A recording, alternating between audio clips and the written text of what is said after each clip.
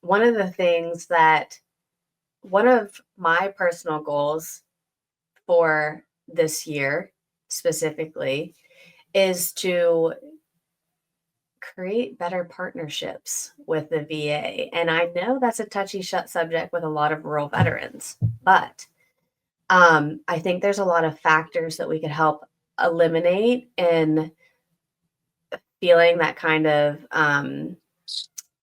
sometimes wishy-washy, sometimes negative. Because think about it, whenever you're driving an hour, hour and a half, 2 hours to get to your doctor's appointment, yeah, I mean, you're probably not too thrilled anyway. And then the first person that might be having a bad day to give you, attitude or whatever, that's going to set you off for your whole appointment.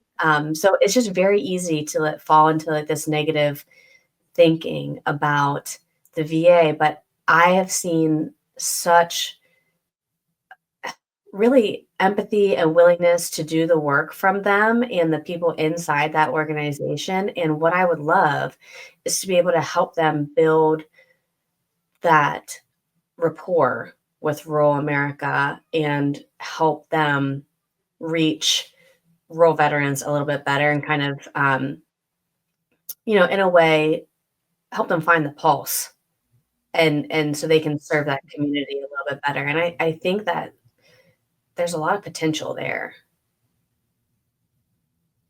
Yeah, I think there is, and I think I would challenge, right? I would challenge our listeners to use the heck out of us, right? Like, we're here for you. Like, let us be your voice. Let us do the work. Like, give us your needs. Tell us what's not happening, right? Allow us to look at the data and build that bridge for you, right? I mean, that's one of my promises, in 25. One of my goals is to help the organization. And this goes to partnership, right? Not just partnership to government or to these functional areas supporting rural veterans in rural America, but promise and partnership to those military connected community members as well, to tell us what you need, tell us how we can improve and what we can do for you, and we'll do it. Like, we're here. Mm-hmm.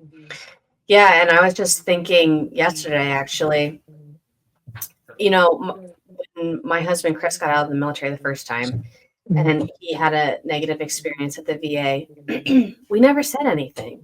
We never sought out a patient advocate or said, "Hey, is this?" We never questioned it. And some of that I think is kind of like ingrained in that military mindset. So there's some untethering that you have to do there with the military mindset and the civilian mindset. But it could have been very different. That person could have just been having a bad day. So really shame on me, because I should have been the advocate in that situation, whereas just, question, because I have heard so many positive stories lately about just individual care in the VA, but then I've got to know some people working at the VA and inside at different areas, and boy, they care so much. And I really want to help bridge that gap, because there's a definite disconnect there. And I think whenever you're not part of a community, the VA can't be everywhere, right? But if you're not part of a community, there's that disconnect in communication, that personal feel that particularly rural veterans, I mean, I won't speak to them all, but being from a rural community, I know they need to talk to somebody in person. And so how can we help create that thread of trust in order for people to use their benefits more? Because there's a crazy high, people think there's two narratives, right? That veterans are taking advantage of these benefits and things like that. And then what the data shows really is that no, if people don't start using these benefits, they're going to start going away because people aren't enrolling in them. So how can we help do that and build that thread of trust? That way they want to use them, because this is there's so many incredible tools that are available for veterans, and healthcare is one of them.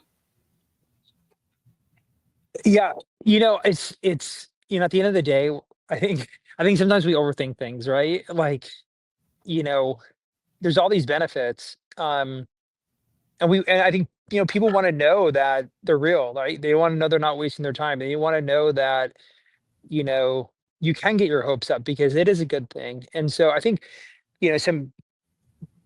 some ideas would be, adding more transparency to these processes, allowing, you know, these communities, right? Like we're all from, well, now you and I are from them, like still live in them.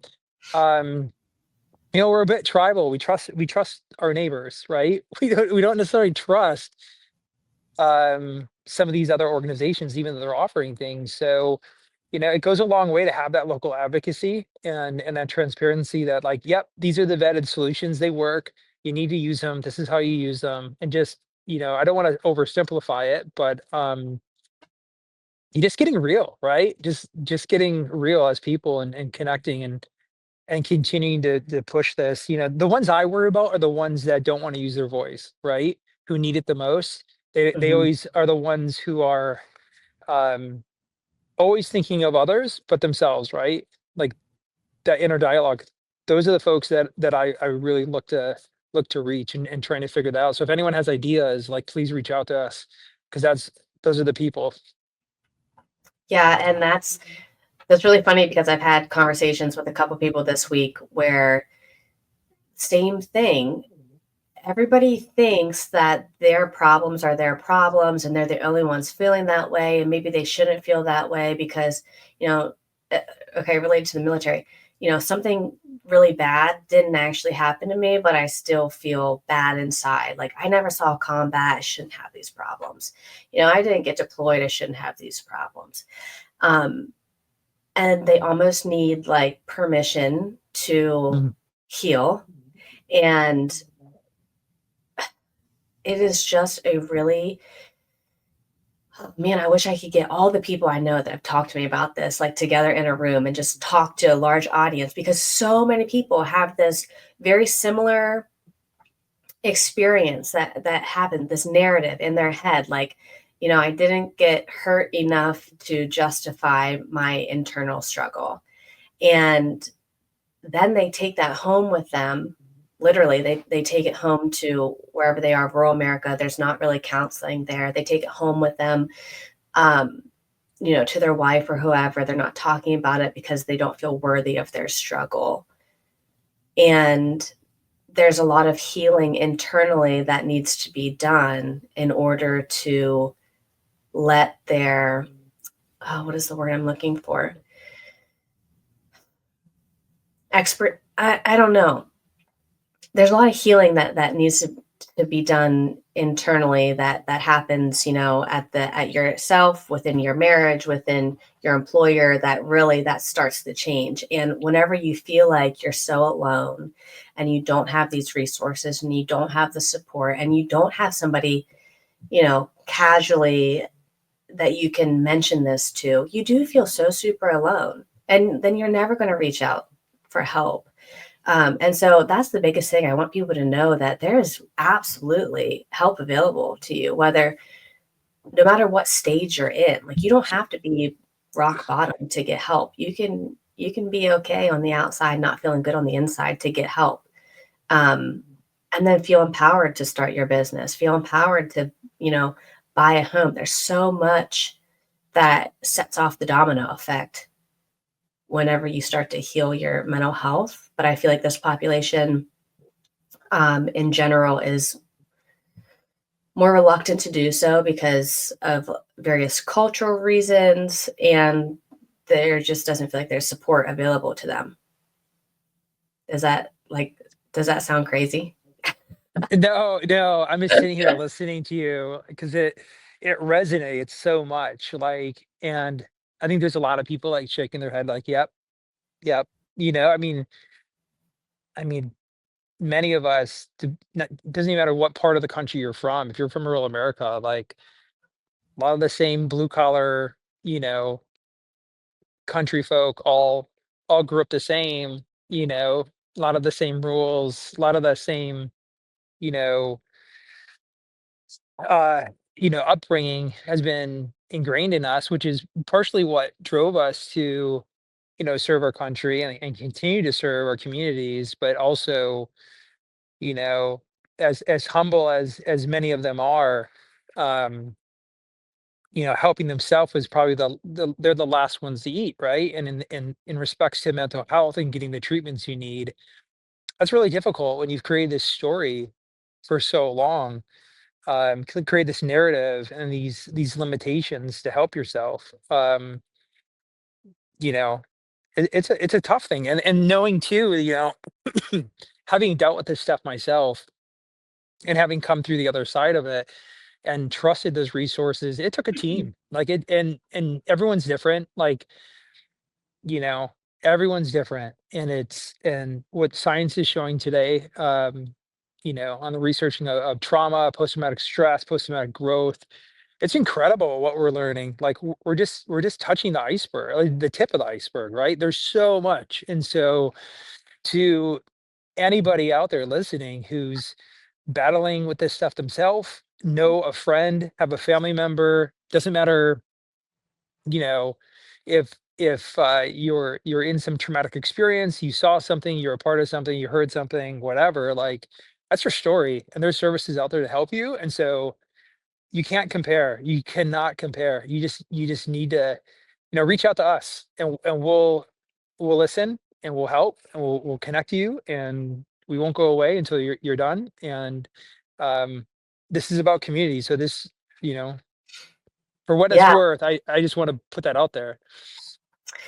Yeah, I mean, you're right. It does take a, for the lack of a better phrase, it does take a village to heal. Honestly, I mean, I had to have permission from my friend to say, like, no, Michelle, you don't have to. You can feel resentful, but you're allowed to go get help. Like it's okay. And whenever you don't have that, then you stay stuck, and you don't have to stay stuck. And there are just so many I just can't there's so many tools available to you. Like one of my favorite tools is if you are really struggling with PTSD, TBIs, things, of that nature where you need some more advanced help. I know somebody, he's on our resource list. He's out in Idaho. He will fly you out to his clinic. You stay there for a month and a half, and then you're done. You get treatment, you get hyperbaric oxygen, you get, a whole slew of things. But talking to him, looking him in the eyes and having a conversation with him is just, he is so passionate about helping people heal. Like he's there with you. He will fight for you. Even if you feel like you can't fight for yourself, he's there for you. And that's the type of people that I want to be able to direct veterans to, like just people that are so, so passionate that, gosh, they will do anything to help the cause and let people know that this is out there. I I don't know. It's a privilege. And again, I have a lot of people that talk to me about their mental health that they don't mean to talk to me about it, but it just comes out. And so many people share the same stories. And when you're not talking to other people, whenever you're hiding things from your wife or your kids, it still seeps out in other aspects of your life. And it hinders you from reaching out for help. And maybe you're not as successful in business as you want to be. Well, there's resources for that, but your mindset right now is kind of keeping you back. I just learned the other day that I think it's the statistic now is 82% of eligible veterans do not use their VA loan. Mm. Isn't that crazy? Do we know why? I don't know why. I would guess, and I've heard this from other civilian real estate agents, they're not educated themselves. The real estate agents, if you're not near a Mhm. military installation, they don't know much about the VA loan, and they don't have a lender that they feel like they can go to and get the questions answered. It's a really confusing process to them. Whereas like here, Fort Liberty, everybody knows about the VA loan, and Sure. real estate agents are really schooled on it. but that was staggering to me, especially because Mhm. housing is so that I mean, that was the number 2 thing whenever we surveyed rural veterans is housing Mhm. was an issue, the lack of affordable houses and the lack of rentals in the area because rural areas don't really have rentals. Yep. No, I mean, that makes sense. I mean, again, the defense market, the DoD, there's no transparency, right? Like, whether it's us talking about rural veterans today, or tomorrow talking about some new technology, or some commercial company wanting to help bring their life-saving medical device into the DoD. Um, you know, I think there will be in the future, but there's just not a lot of transparency or literacy or education wrapped around, how do you what is this thing, right? Like, you can go to college and get an MBA on entrepreneurship, or corporate business models, but you can't figure out how to navigate, you know, medical or business or anything related in the DoD. It's kind of crazy. Yeah, I mean, whenever I was looking for resources for Chris, I felt so stupid because I'm like, I've literally written research papers, okay? Mhm. Why can I not find a stinking therapist that works with Mhm. veterans in my area? Like, what is going Mhm. on? Oh my gosh, I was overwhelmed by it, by the whole situation that we were going through. And then overwhelmed by searching through psychologytoday.com and looking through everybody's profile. And then I ended up selecting the wrong one who had no idea how to relate to the veteran experience. And I actually ended up making it worse for him. But Mhm. that was a really, really, really scary time. And I just felt so helpless and so dumb because I didn't know what to do. Yeah, you're not alone. I mean, that's the difficult part, right? And then, so then you find that therapist, and then we all know that, like, how that goes, right? Like, it's like dating. Like, you're like, I don't know if this is gonna work or not, right? And Yeah. then you're like, screw it, I'm done. I don't want to do this. Like, I'm fine. I'll figure it out, right? Um, yeah, I think DoD's getting smarter with some of their marketing, their messaging, their understanding that the adoption of commercial practices, best practices when it comes to reaching your customer and thinking more. I think the entrepreneurial mindset is what I have in mind. Because it's so focused on the customer, right? It's like, or you don't do well. Um, Now, where I think the challenge is like DoD plays with funny money, right? It's like they're not responsible. They're like, the person who's executing some of this stuff isn't responsible for the overall growth of the quote unquote company, being the DoD. And so you lose that connective tissue of, like, okay, every dollar matters, right? Every customer matters, and that's tough. And so I'm not saying privatize DoD, but you know, adopting some of those best practices are really important, I think. Yeah, so let me ask you this then. How do you see, if anybody's listening, how would Operation Honor Roll Salute help use this money and use other people's resources in order to serve rural America? And because I want everybody to win, right? Like I want the person that's helping us help them. I want them to win. So how can we be sort of the vehicle for change with these strategic partnerships? It's a great question. It's a great question.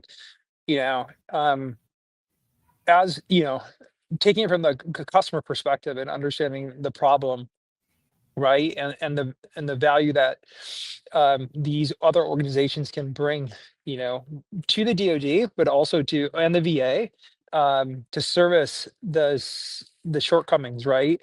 And challenges. I think that's the most important part, is understanding. If we think of this whole thing, I often talk about this functional flywheel, right? But if you think about the whole spectrum of, you have this customer, if you will, who has a problem. They have multiple problems and sometimes hard to connect to.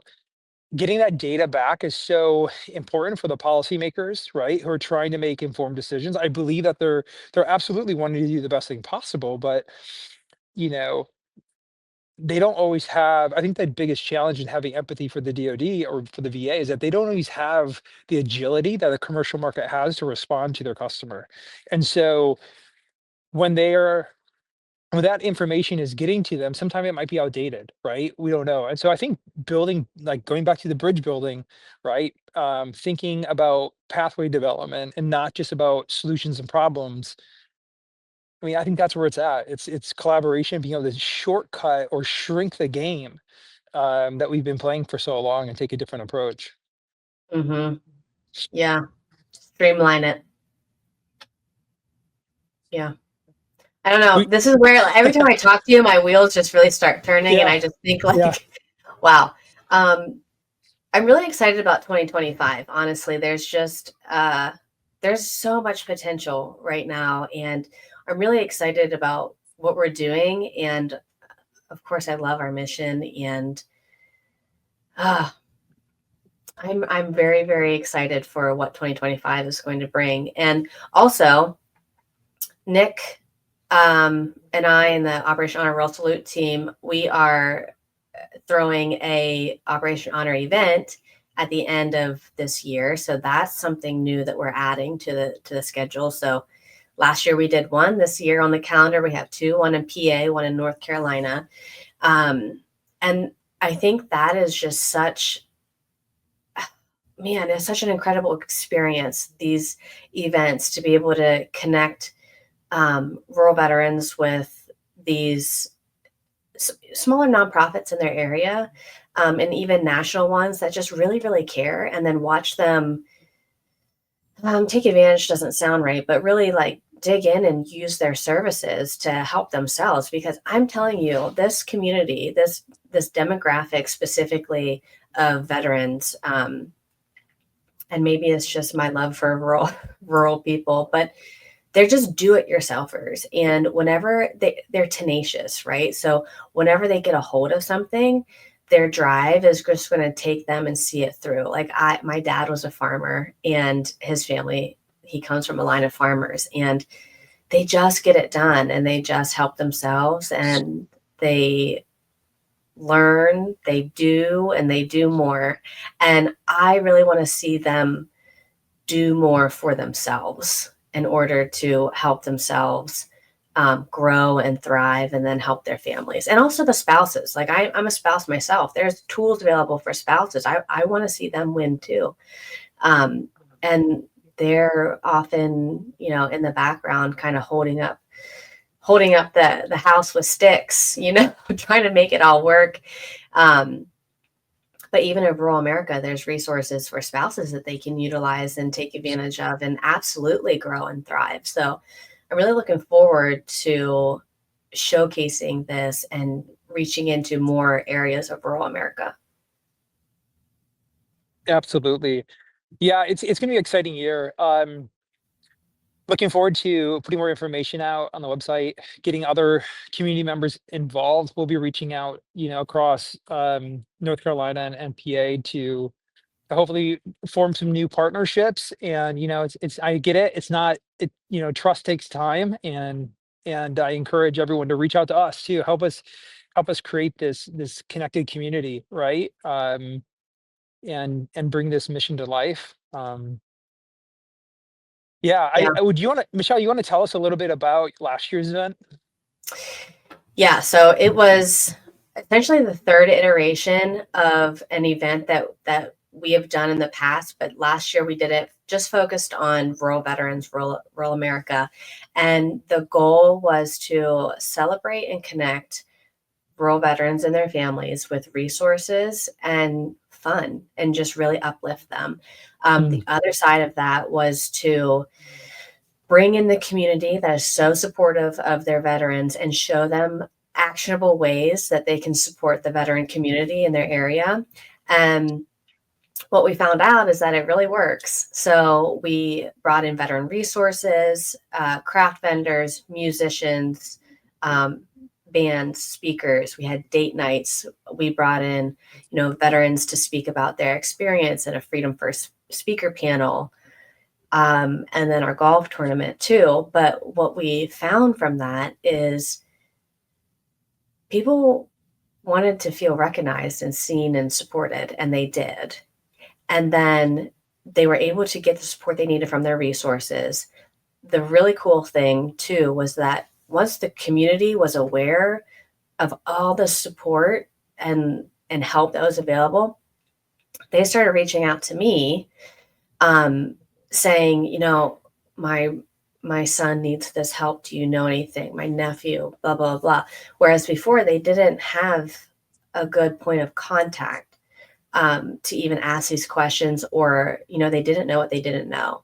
So it really, really was a beautiful way to bring the whole community together, civilian and veteran community, and just help them have fun and thrive. I love that. So excited to do 2 more events this year. Love that. But we have about a minute left. So I really, really appreciate you braving the cold for our chat today. Yeah. Can you see the screen shaking? My hand was shaking. I'm like, oh my gosh. That's awful. Oh, I mean, it's like a cold spell, but if anybody out there wants to check us out, our website is ohruralsalute.org. You can find us on Facebook and Instagram at Facebook, Operation Honor Rural Salute, Instagram, OH Rural Salute, LinkedIn, Operation Honor Rural Salute. Nick and I are both on LinkedIn, and get on our mailing list to stay up to date with any information, and especially our upcoming events. So we are looking forward to meeting more people and making these partnerships to make big things happen for rural veterans this year.